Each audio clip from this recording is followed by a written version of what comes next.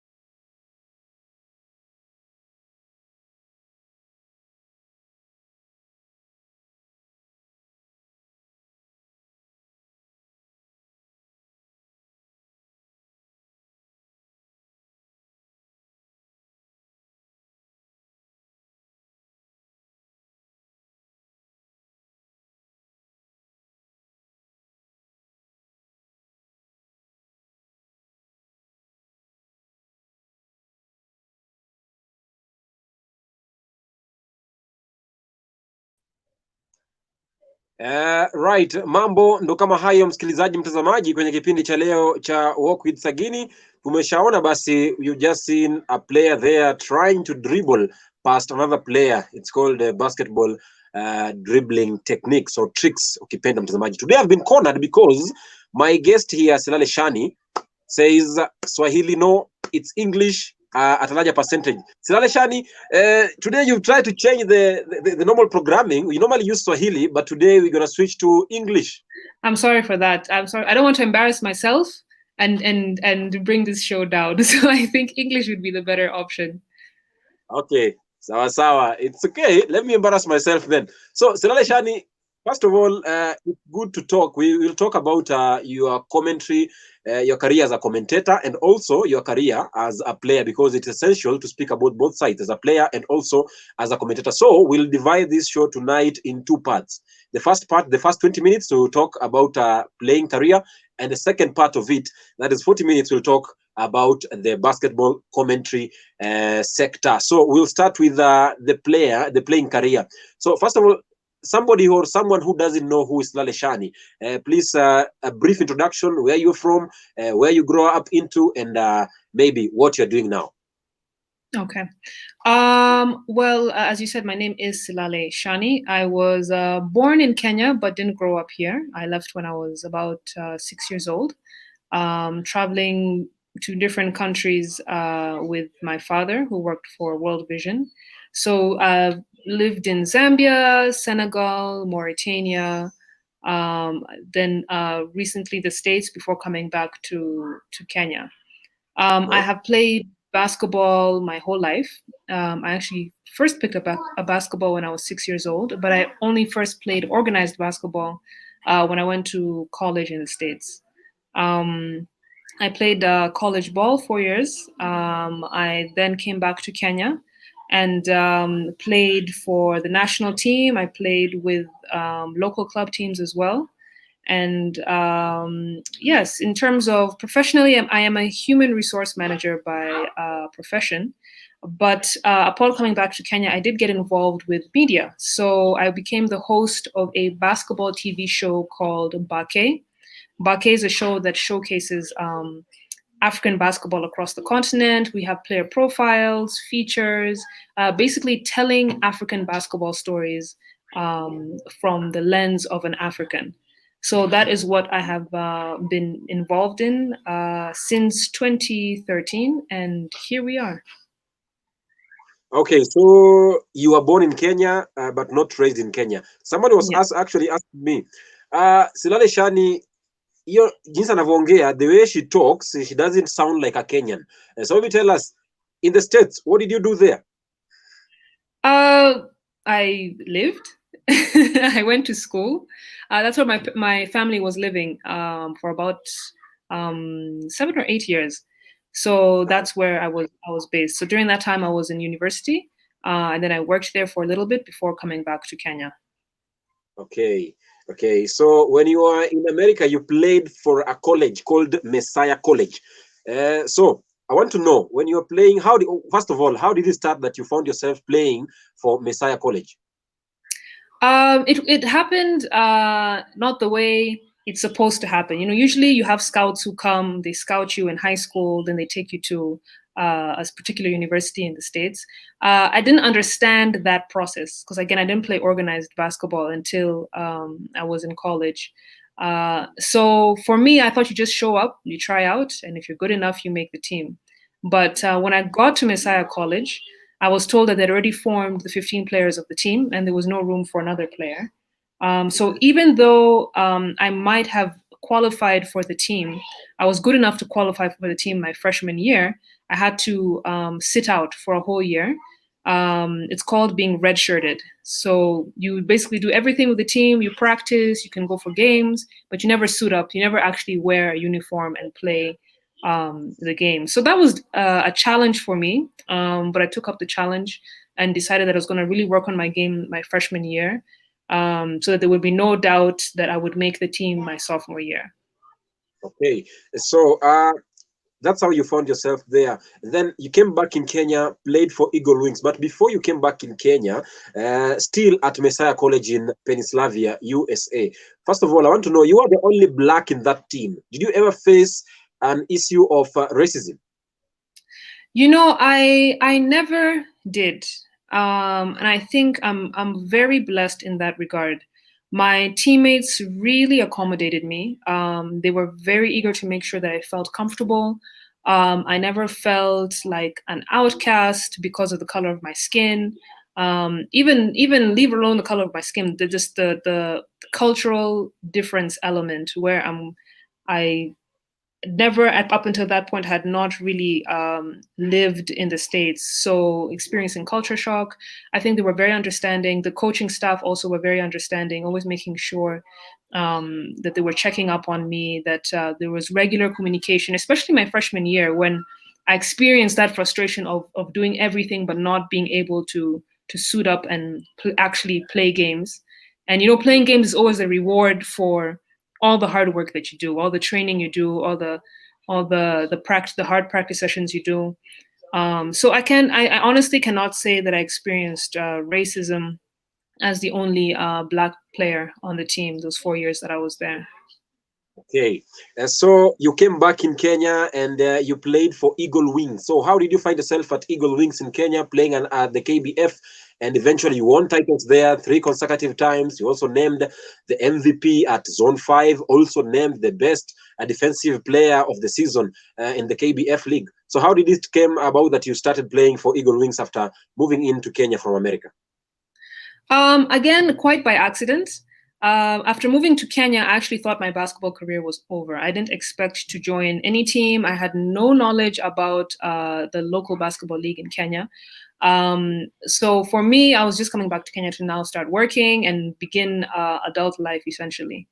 But there was a friend of my cousin who I met him, and he asked me if I had actually played basketball. I said I had. He asked me if I was interested in just, playing with other women. And I said, yeah, I was. I was fine with that, just to keep on staying fit. So he took me to an Eagle Wings practice session. And I joined the practice session for the 1.5 hours. And then at the end of the session, I was told I was on the team. So I said, oh, okay. I didn't know I was trying out to be on the team. And that is actually how I joined Eagle Wings. And it was a really great time to join because it was a few weeks to the Zone 5 club championships that were going to happen in Burundi. So it was really a good time to bond with the team and get to know the other players and establish that rapport with my coach and the players. And the rest, as they say, is history. Okay, so let me take you back to US while playing for Messiah College. You were there, you took a lot of, or took longer to get into the first team, but eventually you came into the first team. So I want to know, while you were playing at Messiah College, did any professional team in US leagues approach you for a long-term contract or for an offer to play for them? They did not a US team. There was a professional team in Italy that approached me my senior year of Messiah College to go and play overseas. And I realized actually at that point that I didn't want to make a professional basketball career my life, if you will. I think to play professional basketball, that has to be your priority above everything else, above your relationships, above anything that you think important. You have to eat, breathe, sleep basketball. And for me at that point in my life, it's not a commitment that I wanted to make. I was actually very passionate about African development. I had a very strong desire to come back home to Kenya, where I had not lived since I was about 6 years old. So I turned down the offer and actually came back to Kenya. Okay. All right. So someone is asking here, when you compare the kind of basketball you have in US and the kind of basketball we have here, the qualities and the standards, are they the same? Pretty sure, I'm very much sure that they are different and we are so much far behind them. But if you look at the standards they have there and what we have here, will we ever at one point get to reach them?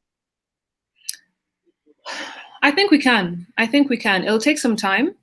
But I think we are slowly getting there. If you look at the caliber of players, I think we are really catching up to the US and to international standards of play, especially if you look at our ability, our general physical ability, which is why you have so many scouts who are coming to Africa in general to look for players to join in NCAA leagues and to join in development leagues so that they can actually hopefully feed into the NBA. In terms of the infrastructure, I would say we're still very far off. the availability of basketball courts is an area which is strongly lacking, not just in Kenya but across the continent, but especially in Kenya. There are not too many basketball courts that you can quality basketball courts that you can enjoy playing on. Also, I would say the organization of maybe our basketball league still leaves much to be desired. So that's an area that can really improve on. So I would say that in terms of our players and our personnel, we are not too badly off in terms of the distance between the West and Kenya. But in terms of basketball infrastructure, we still have a long way to go. I'm talking on the playing career as a player and also as a captain at the Kenya national women's basketball team. So moving on, we now switch to the comment section because the show is actually 100% commented because this is a series of the commentators. So today, as a basketball commentator, we want to know, how did you start commentating basketball matches, or what was the motivation behind becoming a basketball commentator? Okay. Once again, quite by accident, and I'm feeling like there's a trend here. A lot of things in my life happen quite by accident. In 2013, I was hosting Bake. I had mentioned it earlier, the African basketball TV show. And at that time, it was really focusing on the Zuku University Basketball League, which is the current University Basketball League, but it was now sponsored by Zuku. So that show was covering the league, and that was really where my focus was. But I was very good friends with the league runner, a man called Michael Finley, who was also head of Miles and Associates, which was running the ZGBL at that time. So come the playoffs, we had organized to stream and cover the games as live. So that means that it was going to be, I think it was the first time for University Basketball League, we're going to professionalize and really cover the game as live. And so they needed commentators. And Mike Finley, who is also not necessarily a professional commentator, understood the ins and outs of it nevertheless. And he thought that because I had an understanding of the game and I had a voice since I was on the TV show, he wanted me to actually give it a shot and see if I could try doing basketball commentary. So I was super, super, super nervous. I mean, that is something that I never thought I could do or would do. But he essentially just told me, just take my lead, and don't worry. Basically, it's just having a conversation over play-by-play action. So okay. I gave it a shot, and it went well. People loved it. And that's how I got into basketball commentary. Okay, so in your first match as a commentator in the basketball scene, can you please draw a picture, or rather paint a picture for us? How was it in that first match that you commentated? Oof, I was sweating. I was sweating profusely. And you know, for the first game, I didn't give a report from the floor. I was up in the commentary booth and just talking over the game. And I actually was not even talking that much. I was trying to get Mike to talk a lot more than I was and have him just do everything. And he was telling me, because, you know, of course, people can't see us. So he's trying to tell me, just talk, just talk about the game. And the great thing was that because of the show, I understood a lot of, or rather, I knew a lot of the players. And I was able to give good color commentary. I was able to give good backstory, which is essentially what color commentary is some of the time. So that's what I did. I just talked about, he would say like so-and-so did a layup, and then I'd say, oh, this player is this old. Fun fact, he actually did this last year, because these are players that we had covered in the show. So I was very nervous, and I really wanted that basketball game to end as fast as it could. And I was not confident. Even at the end, I was not confident. And it was actually my colleagues who were like, you did a great job. That was so good. And also the feedback from Mike that made me think, okay, this is something that I can actually do. Mm-hmm. All right, quite a hard thing, because anything that you do for the first time, you must struggle, you must panic, and I can attest to that, because it has happened to me also. being in the industry, in the media industry, and the camera and the radio, it happens. So it's normal. So how did you overcome that panic, that fear, that tension mode in your next match? It was still there. It was still there. But again, it's the same feeling you get, or rather I would get when I'm doing my show. When I have to present in the middle of a busy street and remember my lines and not get distracted and still deliver in a professional way. It's for lack of a better word, it's game time. Even as an athlete, when it's before a very difficult game, you're nervous, you have butterflies, but game time is game time. You just have to put those emotions aside and deliver. So that is how I talk myself into just the next game. And then now it's with the repetition, you start building confidence. It starts becoming a bit more natural, and you start understanding what it entails. I also did a lot of research on other basketball commentators in the NBA. I would listen to NBA games and listen to how they speak, listen to their flow, listen to their word choice.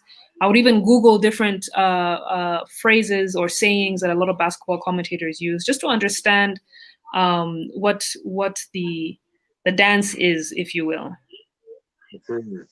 Thank you very much. That's the hard part of it. So mtazamaji, let me switch to Swahili a bit, Silalei. Tanisamehe hapo, you'll forgive me. Mtazamaji, hapa tunazungumzia kuhusiana na utangazaji wa basketball humu nchini, kwamba huyu ni gwiji katika masuala ya utangazaji wa basketball humu nchini. Amekuwapo hapo awali katika mataifa ya wanawake basketball akiwa kama nahodha, ambako alishinda mataji kadha, akaipeleka pia timu hii ya taifa katika ile michuano ya Afrika, bara Afrika, ile AFCON, katika mchezo wa basketball. Pia amekuwa pale katika timu ya Eagle Wings, amekuwa pale Marekani katika klabu ile ya Messiah College. Na hapa basi tunazungumzia kuhusiana na taaluma yake ya utangazaji. Manake huyu hajasomea wanahabari, lakini amesomea human resource management, ana shahada, ukipenda degree. Kwa hiyo ni mtu ambaye kidogo hakuanzia katika media, lakini sasa hivi anajipata katika ulingo wa media akiwa mtangazaji wa basketball. Kwa hiyo tunaomba zaidi kuweza kusikia ama kujua experience yake vipi katika mchezo huu wa basketball kama mchezaji, na pia kama mtu ambaye anatangaza mechi za basketball. Kwa hiyo sasa hivi mtazamaji, kama una swali lolote nitumie kwenye mtandao hapa chini, ambie talk to us via Twitter @Jason_Sagini, @Dennis_Njoroge2, use the commentators edition episode 4. We are live on Facebook and YouTube. We are streaming live there, so you can talk to us, send in any questions you have for our guest, or even just giving a comment or a compliment to us for the show, and we will put it live. And I can just see some of them are already in. I will go through them. Daniel Jaka is in. Abdul Naftal is in also. Send to the alternative voice. They are in the building. I'll be reading the comments live later on. So, Silalei, I want you to just a quick one. By the way, do you understand Swahili? Thank you for putting me on the spot, Jason. Yes. I don't understand your Swahili. I'm trying to follow it, and my ears are burning. It's moving really fast. I think I can understand basic conversational Swahili when someone talks much slower than you're talking right now, and that is it for me. Okay. Okay. So when did you come back to Kenya from the US? I came back in 2010. 10 years. Yeah, almost 10 years. So you can imagine how my Swahili was in year one as compared to right now. I understood absolutely nothing. Okay, I'll put you on the spot once again to speak to us Swahili a bit and even commentate in Swahili. So be prepared for that. So the next question here is, before you go to any basketball commentary match, how do you prepare for that match? And maybe what do you carry when you go to the match? And even in between the match, what do you do? Well, again, as you said, it all comes down to preparation. Your confidence actually comes down to your preparation. So for me, if I'm dealing with a particular game, first of all, I need to do extensive research on both teams so that I understand what their strategies are, what their systems are, what they're known for, what their weaknesses are. And then now that's the team at large that I need to understand individual players. So actually what I do before a game, especially say in at Nyayo Stadium, I actually go and I sit on the team's bench and I'll grab one of the players, or I'll grab someone from the technical team, and I'll just ask them a whole bunch of questions. because it's hard. It's not like this information is just out there, and I can't just Google and find that information. So you actually have to talk to people. So I sit with the teams, get to understand their team culture, get to understand who are their star players, which players are they expecting to perform? Are they a more offensively minded team? Are they more defensively minded? And so that kind of knowledge then now helps inform the way I talk about the teams. That's now the color commentary. When it comes to play by play, which is actually just basically saying what you see on your screen, that's not hard. Okay, it's not hard for me. That's the not the difficult part for me, because it's just basically saying what player is doing what is happening on the floor, and that now comes with an understanding of the game. So as long as you understand the game, you understand what's happening, you're a basketball player, or you just a general understanding of the game, then you can actually do play by play commentary. But I would say preparation for games is just understanding the backstory of each game. Even things like, do they have a history, the two teams? Are they rivals? Have they played before? How many wins, losses, those kinds of things. Okay. So before you go to any match, you have to get the lineup, the history, and know something about the two teams. So this might sound funny, but it's a question I got from a fan. A fan asked me, "Can you please ask Silalei, what does she normally take or eat before any match?" What do I normally take or eat before a match? Before doing commentary. Yeah. Then I eat anything. The idea is just basically to not be hungry as you're going into commentary, because your stomach will be rumbling and you won't be thinking about what is happening on the floor. You'll just be thinking about what you can eat. So for me, as long as I am not hungry, as long as I'm full, I can eat anything depending on the time of the day. Okay, so there is no specified meal for a commentator that you must take this, you shouldn't take this. No, there's no particular meal, but I will say this: I don't drink a lot of water because you don't want to have to go to the ladies when you're doing a live game, because essentially it's an hour and a half you're going to be stuck in the same spot. Sometimes even an hour, 45 minutes, or longer, 2 hours, if the game goes into overtime. So you do not want to have to need to go to the bathroom during the game. So I generally avoid drinking fluids before a game. I'll just sip a little bit during the game, just because you talk and your mouth gets dry. But yeah, I eat anything. Okay, nice to know, Silalei. So we come to when preparing for a match, any commentator must have the lineups. It's most essential thing in any commentary, whether it's football, handball, basketball, rugby, any type of sport commentary, you must have your lineup. So as an essential tool when having your lineup, how do you go about in the art of mastering player names? Oh, that's a very good question. Because also and I'm smiling because I remember I was covering a game with players from Burundi and also some players from Rwanda, and they have long names, long and crazy names. So it was a challenge. You do your best to just pronounce them as you read them. Sometimes I'll sit with, like I said, during that time when I sit with the team, I might ask, okay, how do you pronounce this name? How do you pronounce this name? And then during the actual live game action, I just choose the easier name. So if it's Bruce and a very long name, I'll just use the name Bruce during the game, because also when you have to say such a long name, it disrupts your flow as you're speaking. So I generally just choose the name that is easier to pronounce. Okay. I want to know how is different, or what's the difference between football commentary and basketball commentary? Because in the 3 previous episodes, we've been having football commentators: Bernardo Tieno, Jacob Isia, Baraka Mpenja, Kelvin Rafael, aka Official Zungu. So I want to know what's the difference between basketball commentary and football commentary. I would say maybe the pace of the game. Basketball is a much faster paced game. So you talk a little bit more. Whereas for football commentary, I think the only time that commentators really get excited is when the ball gets close to the penalty area, and there's a possibility that a player might score. Whereas with basketball, you have games that are 100 and something points. Someone is always scoring, so there's a bit. I think there's a bit a higher pace and a bit more energy when it comes to basketball commentary than with football commentary.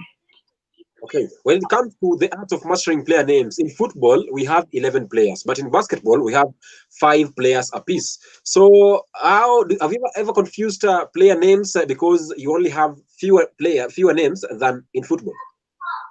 No, I haven't. It's five players apiece on the floor, but 15 total players on a team. And if a coach rotates everyone, you'd have to understand all the players' names. I don't think it's easy to necessarily confuse names because you also have numbers on the jersey, and it's as a commentator you always have, like you said, a list. So you have the player's name and the player's number. So maybe if the list isn't correct, and I mean that particular game, the player who wears the number 5 jersey happens to wear the number 8 jersey on that particular day, that might be a bit confusing. And what helps is being very much involved in the East African basketball space. So if that does happen, I can make a note that, okay, this player is wearing a different number for this particular game, and then I make sure I say the right name.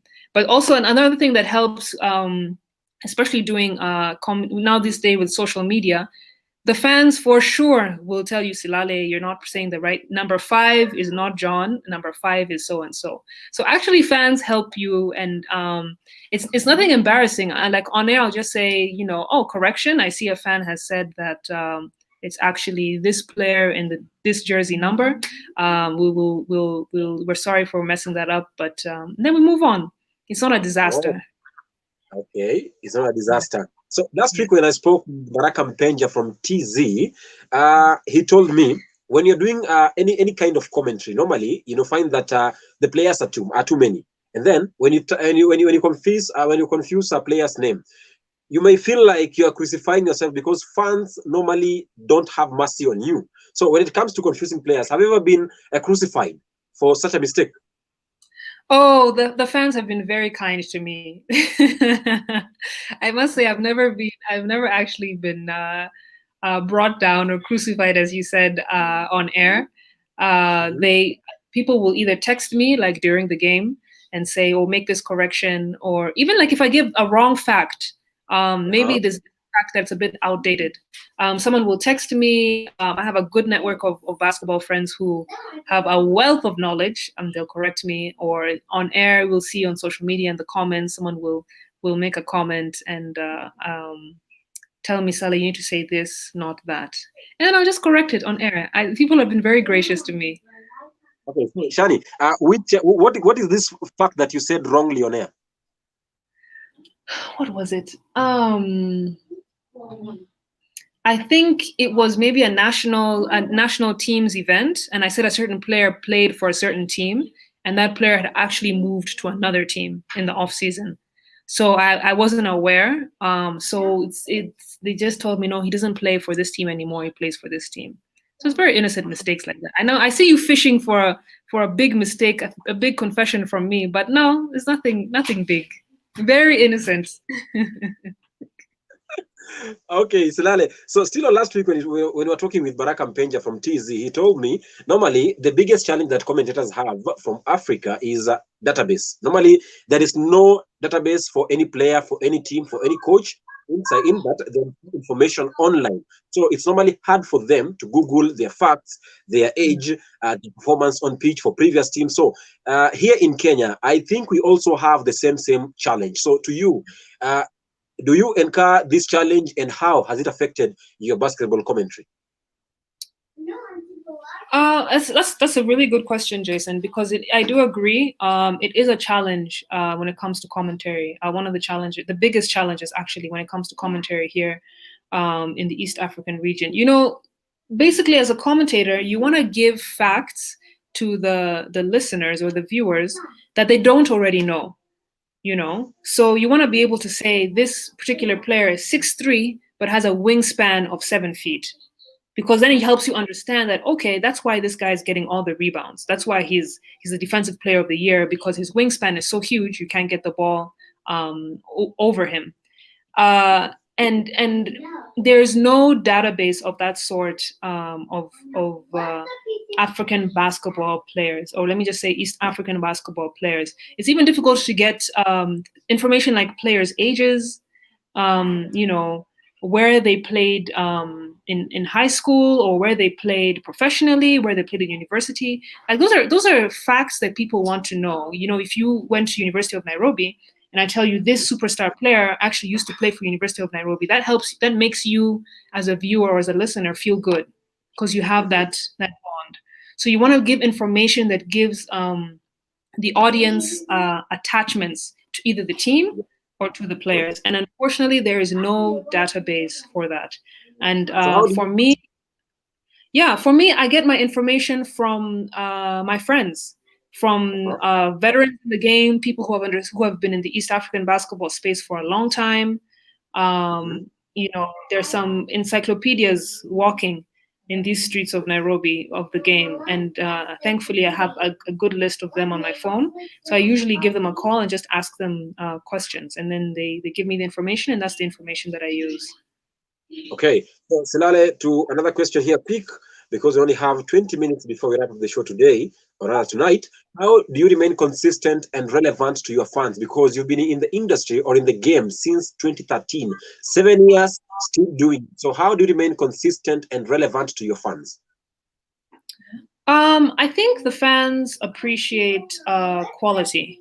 And that's something that I appreciate as well. And I don't ever take it lightly when someone asks me to do commentary for a basketball game. Whether it's a small game or a big internationally televised game, I try and take each one very seriously. I try and give the best that I can give. And I try and maintain a certain level of quality. And I think the audience members appreciate that, and because of that, they keep coming back. I've also been told I have a very nice voice on air, so I think that might be another factor. Okay, so before we continue with our questions here tonight, let me read some comments here on Facebook and YouTube also.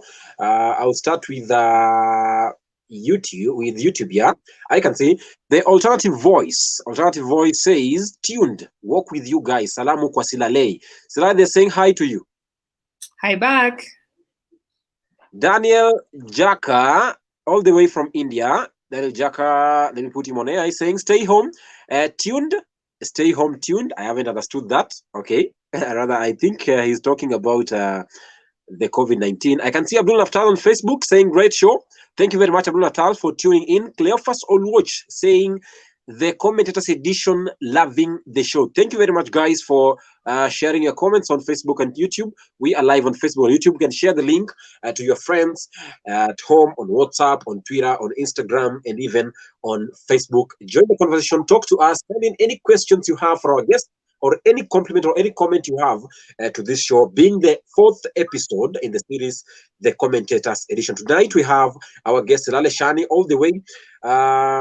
She was recently, or rather kitambo kidogo, in 2010 alikuwa hapo Marekani kule, lakini akarejea humu nchini Kenya. Kwa hiyo, and today she's decided that I will be speaking 100% English. Sawa tu. So Silalei, tell me, in any commentary for the previous commentators we've had in this show, we've been asking them, do you ever take sides in any match you have, in any match you're commentating? Maybe you're a fan of that team. Do you ever take sides in any match that you commentated before? You know, it's funny you asked that question, because there was a game I was covering for the women's final series, just this most current season, and it was Equity Bank playing against KPA, and I was accused of showing a bias towards Equity, and people accused me of that because I have a lot of friends in that team, but also it's a team that I used to play for. I played for I think 1 or 2 years. So I was accused of that, and when I sat down, because I always receive people's feedback. I take it very seriously. So I actually Yeah. sat down. I asked some of my friends, I was like, did you guys really feel like I was being biased? And I thought to myself, was I being biased? And I don't think I was being explicitly biased towards Equity Bank. I think that particular game, Equity were just the better team, and so I was speaking more highly of them. So I think sometimes the bias does kind of show, but as a commentator, it's your responsibility to make sure that you try and be as objective and as impartial as possible. So that's definitely something that I aspire to as much as possible. Um, just to be objective, so that no one really understands which side I'm really going with. So I guess I have been guilty of it, maybe at least maybe one time, but generally I try not to show a bias, or it's really important for me not to show a bias when I am doing commentary with a particular game. So Dennis Njoroge, my director, was actually asking that question, maybe which team you support. I think Njoroge has been answered there that she remains objective, so that you can never know which team she supports when doing a basketball commentary. So what are your most memorable moments and worst memorable moments? So let's start with your most memorable moments. My most memorable moments. I think for me, calling the ZUBL final game, it was University of Nairobi against MKU Nakuru, and it was the first season of the Zuku University Basketball League, and we were calling it at Kasarani. I think that for me there was so much energy. I really enjoyed doing commentary with Mike Finley, as I mentioned earlier. And both of us were super excited during that game. It was great basketball. You know, it's always nice to do commentary for a good display of basketball. And there was a great basketball on display from both sides. It was a close game. The energy in the gym was really high, and I really enjoyed calling that game.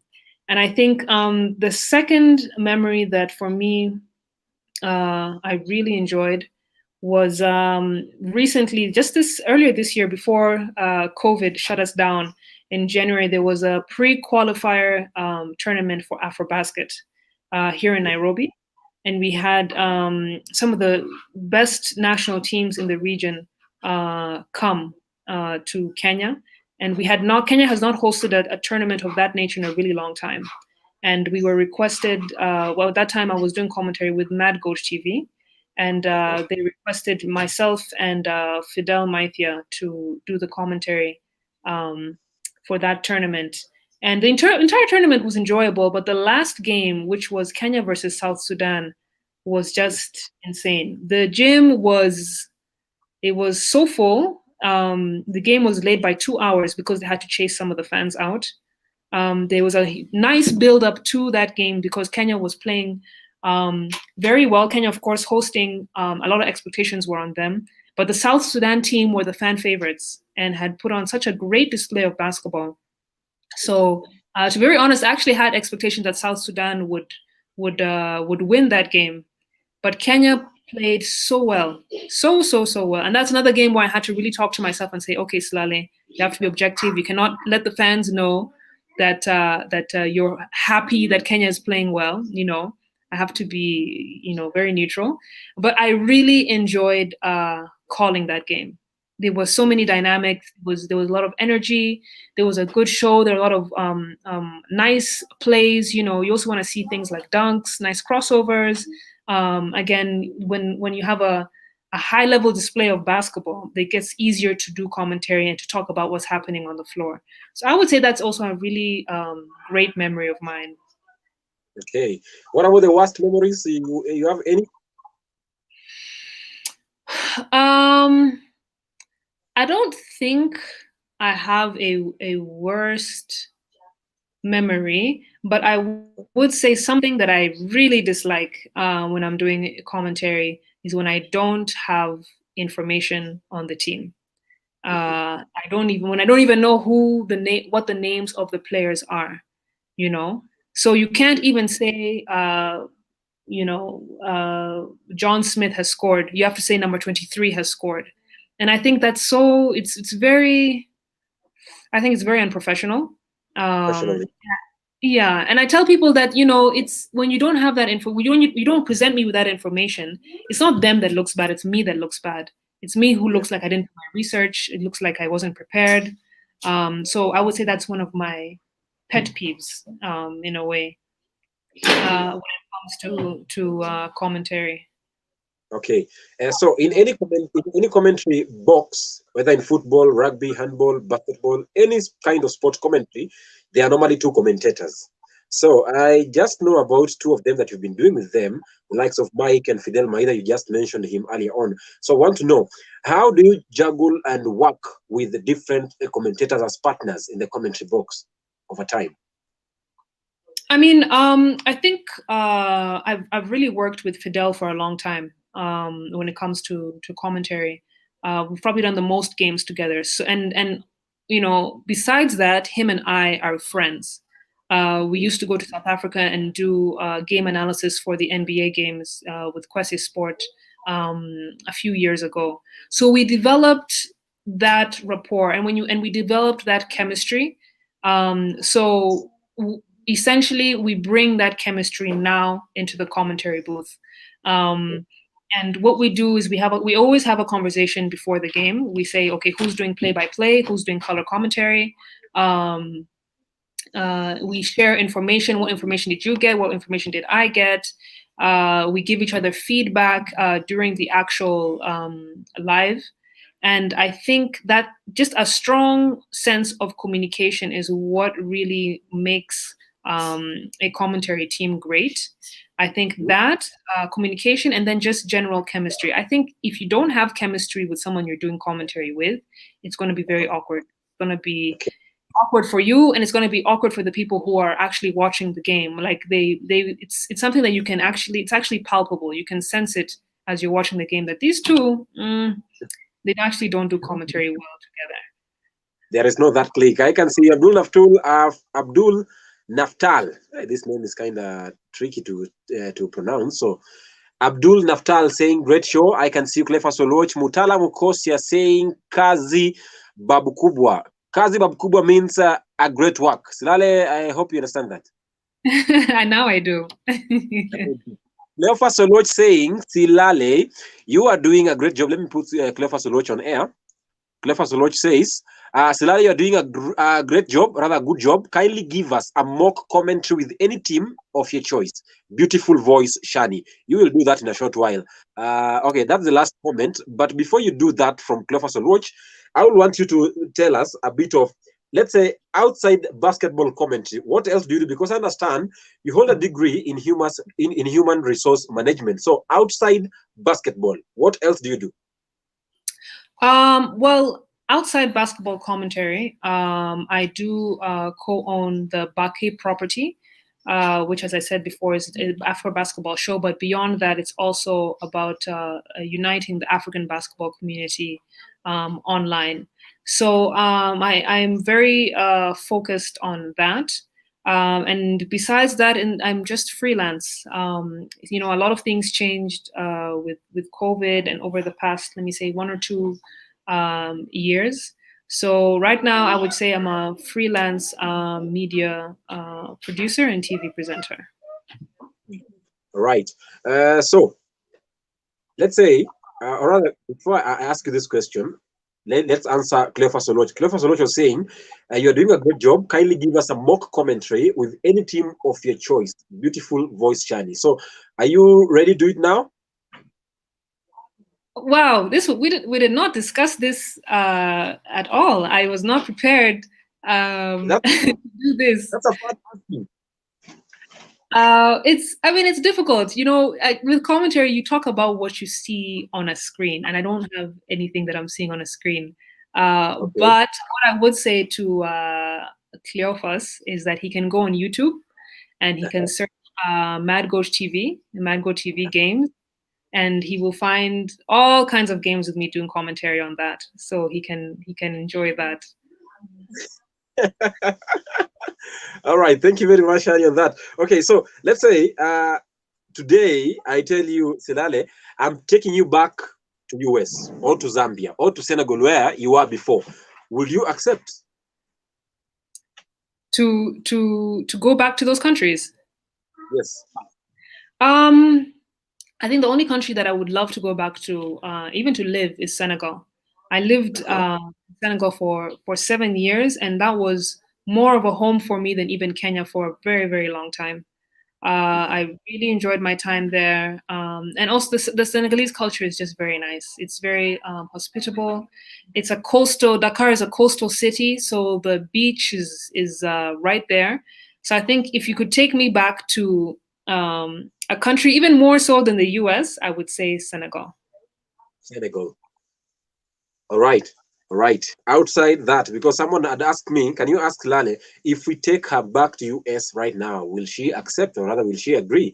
She said, no, maybe Senegal, not Zambia, not US. So let's come back to the game. As a commentator, we only have few, or rather there is no. Maybe you are the only one. Maybe there are others, but maybe less than 2 or rather 10.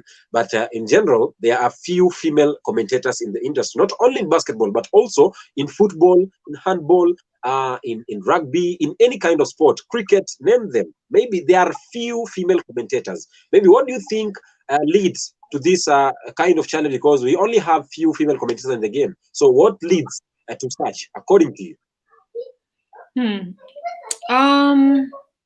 I guess you always need someone to pave the way.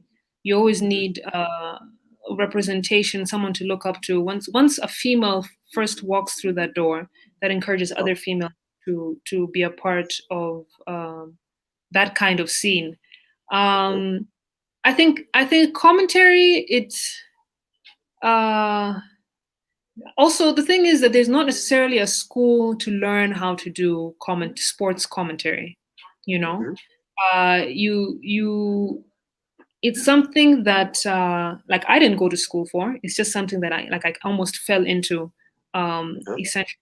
So maybe if there were more courses or ways that people can study to do sports commentary, that you could have more females, or more, rather, excuse me, not females, women, be a part of it. I think multimedia schools should take that into consideration and maybe offer that as a course so that people understand how to do sports commentary.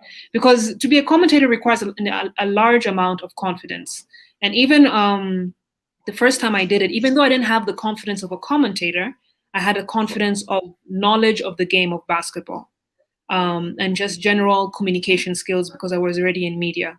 So I think if you can build that confidence in other women, then they would be able to step into sports commentary. Right. Being in the game for 7 years now, since 2013, and still being in the game, or rather doing the game, maybe in the art of making sure that we have more female commentators in the game, do you have any mentorship program or rather a coaching course you have currently doing, or rather maybe do you have any plans in future to make sure that you have a mentorship program for other females to join the game? To be honest, I actually don't.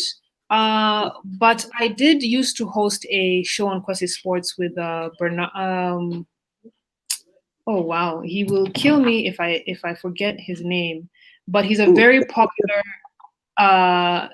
His name was Bernard. Otieno. No, Bernard Otieno. Otieno for football. Yes, for football. Bernard, I'm very sorry. My mind closed down. I have not forgotten your name if you're watching this. But Bernard, I had this conversation with Bernard about why there are not more sports commentators, because he said even male commentators, there are not that many of them. And he wanted more sports commentators, especially those who do Swahili sports commentary. So we had that conversation about can he maybe offer a course in that regard, because he is a professor. And he said that it's something that he's also passionate about, something that he does want to do. Myself, I have not actually considered doing that, or even the side of mentorship, really. That's certainly something that I should actually consider. But I think especially multimedia schools, as one of the courses, they should offer it as a chance with people who are interested in sports commentary. All right. You just mentioned about Swahili commentating or rather Swahili commentary, and I'll ask you, maybe in future, will you be considering to do Swahili commentary? Maybe you learn a few words, you be conversant with it, then you come and say, I want to do Swahili basketball commentary. Will we see something of that sort in the future? That's a hard no. That's a very hard and solid no. I will never be doing Swahili commentary. Why so? Do you know, Shani, if there is the easiest language in Africa or in the world is Swahili. I disagree. I Why? I do not find Swahili an easy language to learn. I actually find Luo an easier language to learn than even Swahili. I think Swahili is a tough language to learn, and I think the reason I picked it up is because my basketball friends just insisted on speaking to me in Swahili, and they said, you know what, when you understand, you understand. Okay, let's say today you have 100% knowledge and you're conversant 100% with Swahili. Will you do Swahili commentary? Absolutely, absolutely, because that's a huge market.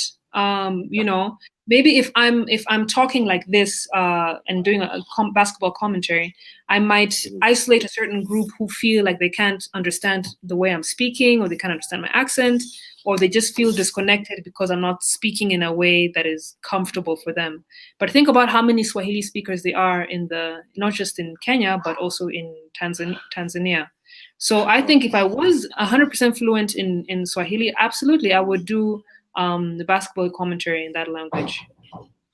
I have a school for Swahili classes, so kindly reach me after the show. I'll register. I'll send you my details. Right. Let me read one comment before asking you the final question. I can see Akelo Nyakwar Nalo is on the show. I think this is a viewer all the way from Luo Nyanza. He's saying, Silalei Shani, keep doing the great job you're doing. The English, I just love listening to your commentary. Thank you very much, Akelo. That's actually a former teammate of mine. She's based right now. So thank you for the appreciation. Right. So the last one. Maybe can you talk a word for aspiring basketball commentators or even any sport commentary? A word for them? I would say do it the right way. Try and learn as much as you can about the game, and then understand how to talk about it in a way that is entertaining. Because at the end of the day, commentary is entertainment. You're entertaining the audience and the people who are either viewing or listening. So if you do have an interest in it, we may not have people you can look up to in the commentary industry. I think when it comes to football, there are plenty here in Kenya. I mentioned Bernard. I think he's an excellent commentator. But if you cannot find people to listen to and copy here in Kenya, there's Google. Look it up. The reason why I was able to build my confidence as a commentator is because of my watching NBA games and listening to how they commentate and what they say and their pace. And they say, copying is the greatest form of flattery. And so it's not, don't feel ashamed that you're copying other people until you can develop your own style and develop your own lingo for a particular game. So I think that's what. Maybe how can they reach you on social media? My handle is just my name, Silalei, Silalei. I'm that on Twitter. I'm that on Instagram. And if you want to follow Bake, it's BAQE on Facebook, on Instagram as well. It's Bake Nation or Bake Africa.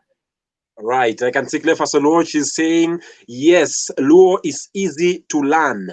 Yes, Luo is easy to learn. Luo inside and a big huge hapo mkono yangu anasema I can offer Swahili classes. Let's connect. We talk more of Mubashara and Shabash. Mubashara means live.